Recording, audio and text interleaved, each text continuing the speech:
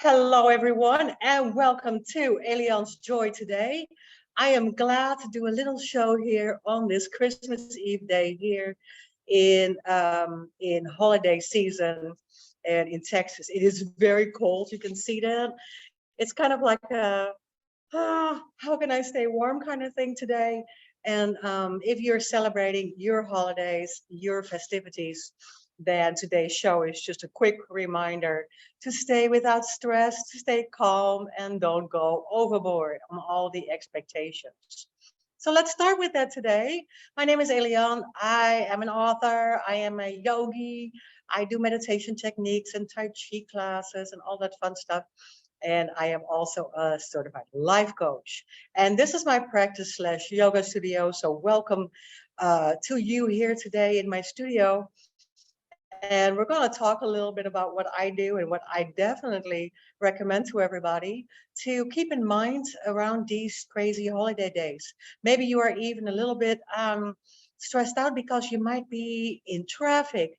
You might be stuck in an airport. A lot of people right now are stuck in an airport because we have very difficult weather here in the United States. There is like one of these terrible storms going on.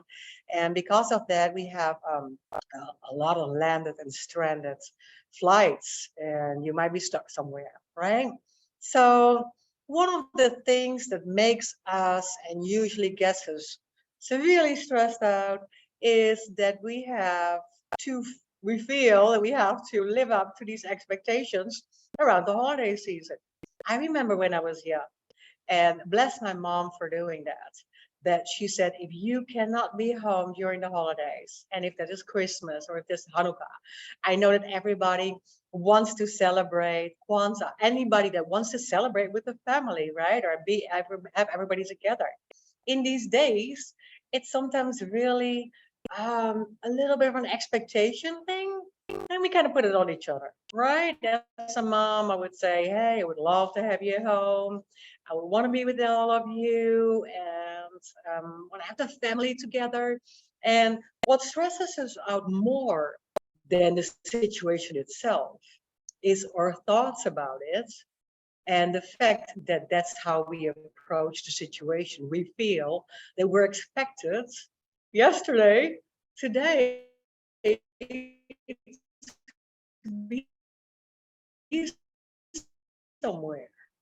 And if this goes a little bit different, that we have to, feel bad that we can't make it, or we feel bad that we are stuck, that's what's causing us the stress. So living up to these expectations is what we put on each other and what we then expect from ourselves. All right. So let's say that we are, of course, we are enjoying it. It's not that we can always enjoy it, but it's also a fact that we are planning to do this every holiday to be together with Christmas. Then that becomes a family tradition, a reunion kind of thing, an expectation. And because of that, we do feel guilty if we don't make it or live up to it. And I was going to say, that's why I just really loved my mom. When I was in my 20s, she started saying, hey, if you can't make it, or you young people don't want to be at home, but you want to go skiing with friends, or you want to go on a short vacation, or visit with another family, or visit with your friends, or stay in college and stay in the big city. If that's what you want to do, it's okay. We can celebrate being together any other time. And I love that because I felt otherwise, if she wouldn't have brought that up, really guilty not to be with my parents during the holidays. Then again, we were also a very small family. And I wrote about that in my book. It was a wonderful family when we were young. We loved the Christmas holidays and we loved the Santa Claus. Sinterklaas is something that we are celebrating in the Netherlands, and that it actually finds place on the 5th of January. And on the 5th of January, we would celebrate with the entire family. Now, this was a big thing because that's when we would do gifts and presents. And so the 5th of January was a totally different day. It could be, it could be a Thursday, a Friday. It was always on the 5th because Saint Nicholas had arrived by boat and with all his helpers in our country the month before. And for weeks in a row, he would ride on his white horse on all the rooftops of all the buildings to drop little gifts through the chimney down in your shoe. And so the day, this is a fun story, this is a wonderful story. The day that Santa would arrive, sometime late November, he would start riding his horse all over the country on every rooftop of every house. And his helpers would check and see if there was shoes in front of the fireplace or even in front of the heater. However it came down. As a child, we believed it. We believed that literally Santa would drop this little stocking gift, right? We had our stocking stuff and our shoe set, this little stocking gift all the way down the chimney, right into my shoe. And I remember this was the greatest feeling. The excitement, just living up to these moments of every morning kind of looking in your shoe and to see what kind of candy Santa had dropped there. It was not every morning, right? Maybe once a week, living up to the 5th of December, or maybe the last few days, living up to the 5th of December. Anyway, it was a great time when we were young and we believed it so much. It's like, this excitement that you can feel as a child. If you can feel that excitement and that energy for something that you're doing this season, without the feeling of, I must go, or I must do this, or I can't say no. But if you can find anything that you really get excited about, living back into that feeling of these days, that you believed in something big, that feeling I want you to keep with you, and I want you to get that feeling for yourself.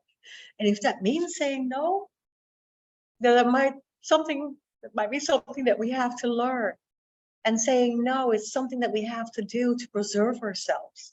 Like I talked about that last week, not to have any more anxiety, not to feel guilty for saying no, not to have to explain ourselves. I talk about that with my clients over and over again. Your expectations are sometimes based on thinking that you know what other people expect of you. And if you do not want to go to that neighborhood party, or you do not want to go to that celebration, what was usually an annual thing for you, and you have to say no, that kind of makes us feel really bad. And we have to start coming to that place where we feel good about saying no, where we can say, it's all right. We don't even have to explain ourselves. Like I said, with many clients, I have been working on that. Well, you know what I used to do? I used to do the same. This is kind of these stories that my clients will say as well. But if I say no, I have to give a reason. I have to give a reason for saying no. And then you start feel guilty, and then you start maybe even making one of those reasons up. And you do not want to make a little white lie because that was not really you, right? What about just saying no because you don't feel like it? Or saying no because we can't make it. And that would be a really polite way of protecting yourself, in a sense of it was healthier for you not to go and say no. It's better for you. Maybe you just want to snuggle at home or stay at home or not travel to the cold or not be with certain people, or you don't feel like big company, or you don't feel like an excessive eating fest. If that's the case, then you can politely say, no, we can't make it. And you do not have to explain yourself any more than just that. You can say, I'm so sorry, we can't make it this year. I'm so sorry we won't be there. That's enough. It's enough to say, I'm so sorry we won't be there. No, that people will miss you and will say that. Yeah, they might come back and say, oh, but we can't do without you guys. You're always such fun at the family fest. You're always such fun to have. We're so great at these parties. You're always such fun company. We really did count on you. All those reasons to make you feel guilty is what we call sometimes emotional blackmail, right? You're going like, if I'm not there, nobody will enjoy themselves. This is what you just told me. We're the life of the party. They will. Believe me, they will. So then, after all these reasons that you should be there, you can still say, I know we are usually the life of the party. I know it's going to be hard for you guys without us, but we're not going to be there. We're not coming. And unless you start thinking, I should be there because I can't do without them, you're okay. You do not have to give a million reasons. You can just say, it is just not the thing for us this year. It is just not good for us right now. Or we just can't make it. Or it would be better for us. As selfish as that sounds to you, it would be better for us, you and your partner, or you and your kids, not to be there this year. It is healthier for me, I can say, it is healthier for me just to be by myself this year. And sometimes that is the case. Sometimes we just want to be alone. It's the two of us, the four of us, the six of us, and nothing. Sometimes we just do nothing, and we want to do nothing. We rather just celebrate on our own. Now, if you are not celebrating because this is a really difficult time of the year for you, and you're missing your loved one, and you already feel lonely and isolated, then it is time for you to reach out, because you do not want to feel isolated. You might be with a lot of family around and not be alone. You might feel lonely, and that is very common and very normal during the grief process. If you're grieving, if you lost people, if you're worried, if you're helping, if you're a caretaker for people that are very, very ill, if you are in that situation of having experienced horrible trauma this year, nature and upsets and having to move, losing maybe places, then if that's the case, then you are in a grieving, in a trauma process. And you just have to allow that even around others, as long as we reach out for help and talk about it. And you can also say, I don't want to talk about it. It's the same thing. It's okay. You can say, I feel lonely. Even with all of you around, I feel lonely and it's hard. And I feel a little bit lost. And I miss my loved one. But I don't really want to talk about it. We think that we owe way more explanation than we do. And we don't owe that much all the time. That is our belief about the expectations that we have set and that we have taken on from the outside world. It's okay to say no. It is very okay.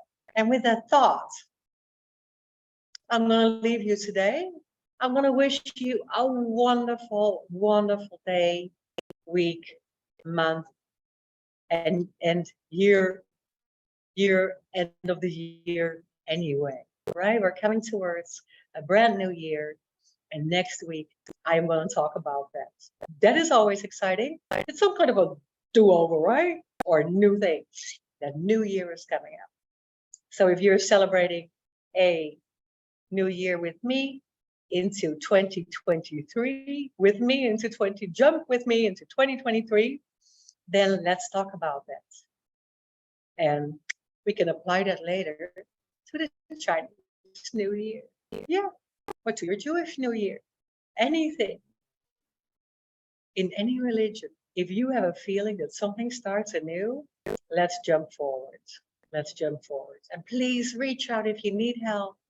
If you're looking for a little lift, if you're looking for a little pep talk, if you're looking for a little help, please reach out. I am always here for you. Reach out through www.elianhaan.com. And then I'll see you next week. Enjoy. Joy.